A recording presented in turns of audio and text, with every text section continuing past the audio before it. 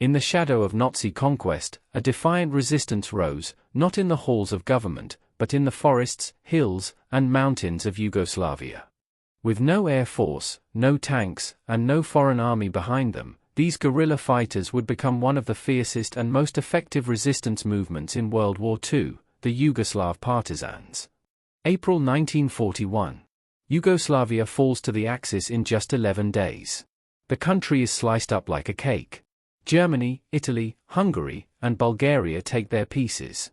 A Nazi puppet state, the independent state of Croatia, is created, led by the fascist Usti regime. Ethnic tensions explode. Massacres begin. Serbs, Jews, Roma, and anti-fascists are slaughtered by the thousands. But from this terror, resistance is born.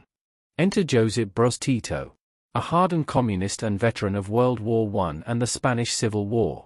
He unites communists, anti-fascists, students, workers, peasants, and builds what would become the Yugoslav Partisans. From the beginning, the Partisans were different. They weren't just fighting to survive.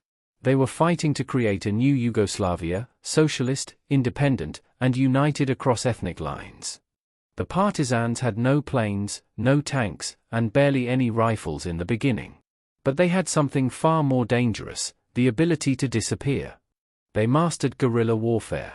Small mobile units would strike quickly, ambushing convoys, blowing up rail lines, sabotaging bridges, then vanish into the forests. They disrupted German supply lines constantly. They used local knowledge, civilian support, and night raids to keep the enemy off balance. The Axis responded with brutal force. Entire villages were burned. Civilians were executed in reprisal. But still, the Partisans fought back. In 1942, the Partisans held their ground in the Battle of Neretva. Facing German, Italian, and Chetnik forces, they made a daring retreat across the river, blowing up a bridge behind them, only to rebuild it overnight and cross again. Then came Operation Schwarz in 1943, better known as the Battle of the Sutjeska. Over 120,000 Axis troops surrounded just 20,000 Partisans. Pinned in a mountainous valley, Tito himself was nearly killed in an airstrike. But they broke through. Blooded, but unbeaten. The Nazis had thrown everything they had, and failed.